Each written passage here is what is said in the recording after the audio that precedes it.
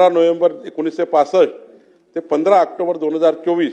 या काळातली जे काही अनियमितीकरण झालं आहे त्यांना आपण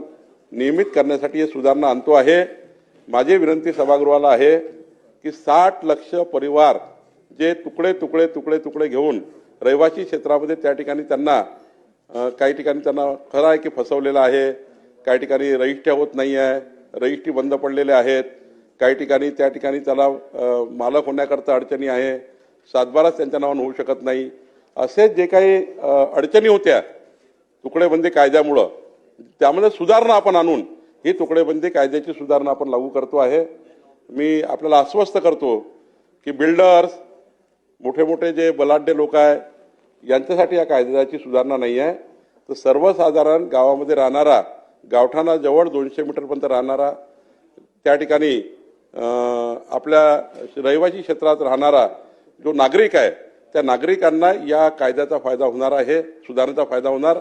आणि मी आपल्याला आवर्जून सांगेल आपल्या सर्वांनी पक्षविरोधी पक्ष ही भूमिका त्या ठिकाणी न ठेवता आपापल्या मतदारसंघाची एक बैठक या एसओपीची घ्यावी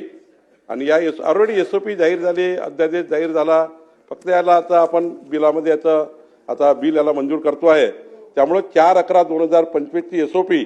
आपापल्या मतदारसंघात त्याची बैठक घ्यावी आणि आपल्या मतदारसंघातील सर्व घरांना कायदेशीर त्या ठिकाणी जे तुम्हाला अडचणी आहेत त्या दूर झालेल्या आहे। या उपर ज्या काही सन्मानित सदस्यांनी सुधारणा सुचवल्या आहेत त्यातल्या ज्या काही प्रशासकीय निर्णय करायचे असतील ते निर्णय आपण करू आणि आपापल्या मतदारसंघातले सर्व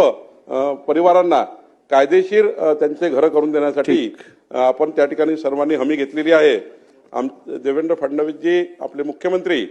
आणि दोन्ही उपमुख्यमंत्री एकनाथजी आणि अजितदादा यांनी आम्ही या ठिकाणी बसून या अत्यंत महत्त्वाची जी